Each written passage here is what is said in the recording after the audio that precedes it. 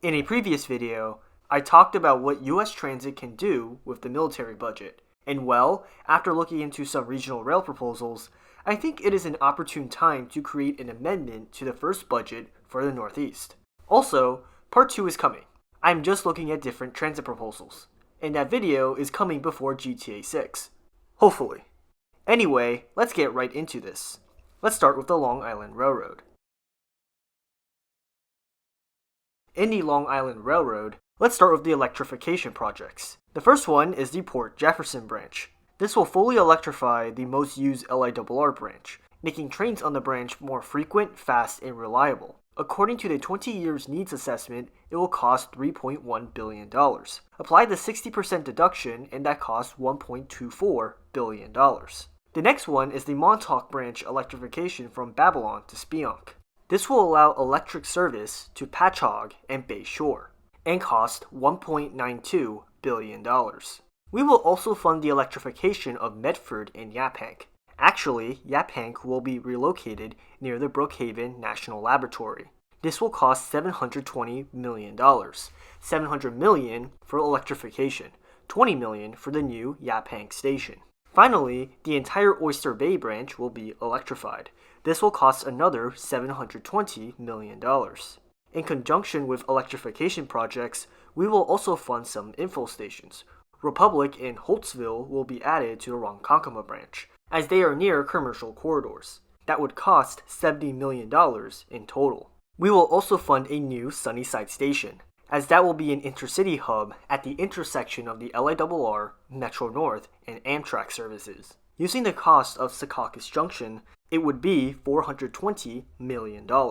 That should be it for electrification projects. Now, let's talk about LIRR expansion.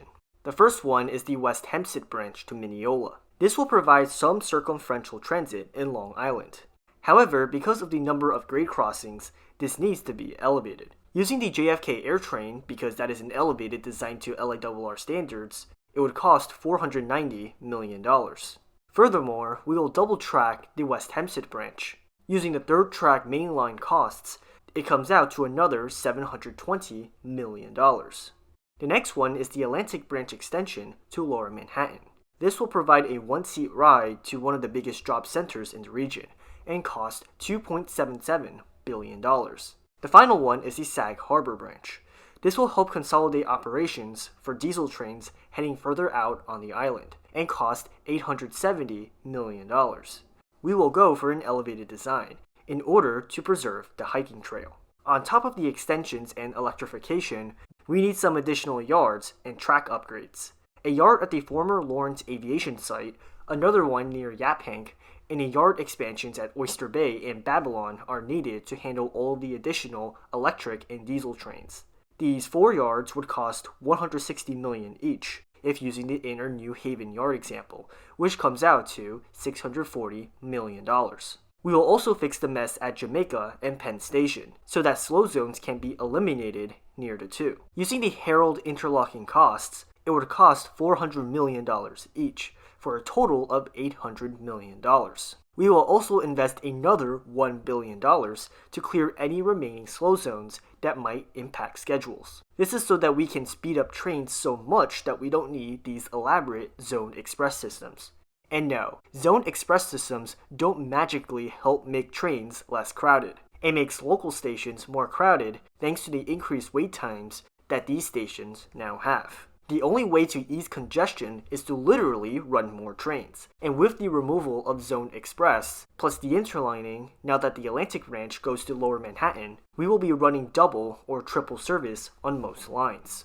Anyway, in total, we spent around $13 billion.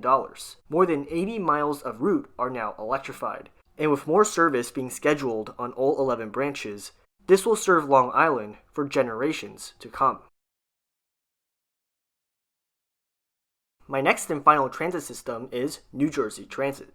In the first video, I only talked about New Jersey Transit in the south and omitted the north.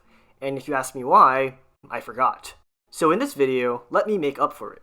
And let me see how New Jersey Transit is right now. The morning commute here for many travelers at Newark Penn Station was not ideal. Their train was either canceled or delayed, and it's something they say that they have to get used to since this is not the first time this has happened just this week alone. Yeah, it is a mess. So we will focus heavily on maintenance and electrification so that the system runs better before doing expansion. And right off the bat, we will make sure that every line in the system is electrified to ensure that trains are faster, quieter, and more reliable. We will also eliminate the 300 or so grade crossings in the system to speed up trips and to improve safety. Finally, we will make every station have high floor boarding to improve accessibility and to minimize dwell times. The electrification will cost $13 billion if we're using the Port Jefferson Branch electrification costs. Each grade crossing will cost between $10 to $30 million. We'll go in the middle and say it costs $20 million on average. Apply our 60% cost reductions and we get $8 million per grade crossing. For 300 grade crossings, that is $240 million. Finally, for converting low-level platforms to high-level platforms, Potterville was converted in 2009 at a cost of $15 million. Adjusting for inflation and applying our 60% deduction, it would cost about $9 million per station. So, for 109 low-level platforms, we are spending $1 billion. Yes, those extra platforms at Hoboken are accounted for. In total, we are spending $14.24 billion to modernize New Jersey Transit. Now, as for actual construction. The first thing is the Gateway program. This will add 2 new tracks to Penn Station, while modernizing the existing North River tunnels. This is a crucial project for both maintenance and expanding capacity on New Jersey Transit. After all, the existing tunnels are about 120 years old and are falling apart thanks to Hurricane Sandy. Plus, the one pair of tracks is nowhere near enough for the dozens of New Jersey Transit branches and Amtrak services. Adding another pair of tracks will cut down on wait times. Since this is thankfully being moved forward and being funded, I won't include this in my budget. The next one is extending the LIRR Atlantic branch from the Financial District to New Jersey. Once it reaches New Jersey, it would take over the Main Line, the Bergen County Line, and the Pascagoula Valley Line for through-running operations. This 4-mile tunnel will cost $4.2 billion. Because of the extra capacity from the LIRR Atlantic branch, we will also fund the Susquehanna and the West Shore branches. These branches would branch from the Hoboken Division and cover a large portion of the Hudson side of New Jersey, which is a pretty dense but lacks high-quality rail service. The branch reactivation would cost $10.4 billion. Speaking of the Hoboken Division, we will also double-track the Pascagoula Valley Line for more service and better operational flexibility. Again, using the third-track mainline costs, it would cost $3.45 billion. Because of the amount of through running with the LIRR and New Jersey Transit, we will triple the order of the M9s. This will cost $1.48 billion. We will also need 2 yards to store these trains, and if we stick to using the Inner New Haven yard example, that will cost us another $320 million. In total, we spent around $34 billion.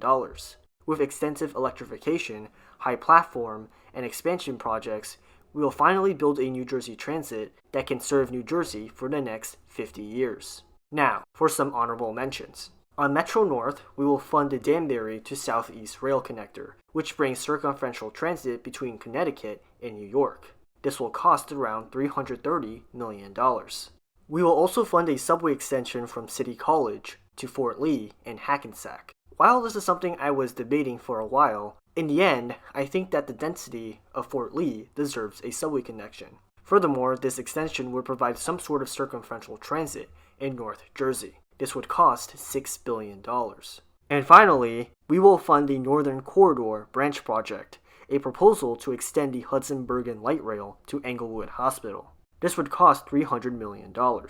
In total, we spent around $50 billion in this video improving transit in New Jersey and Long Island, putting our total to around $360 billion.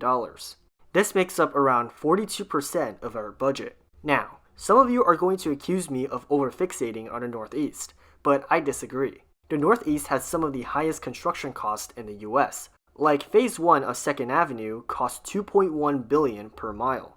Meanwhile, LA's D-line extension, which also encounters a laundry list of issues, costs $1.12 billion per mile, which is already a 50% decrease. Many systems further out west use light rail, and while I am not going to street run these LRTs in any of my future proposals, elevating these LRTs will cost somewhere around $100 to $200 million per mile, which is a 90 to 95% decrease. And of course, that 60% deduction is still going to apply. The D-line extension costs are still absurd. So think of it this way. Instead of saying we only have 58% of our budget left for 70% of the country, say that we have at least 116% of our budget if we compare to what we got out of the Northeast. Anyway, this marks the end of this video. What are your thoughts on my selections? Let us know in the comments below. And if you like this video, consider liking and subscribing. Thanks for watching, and I'll see you in the next video.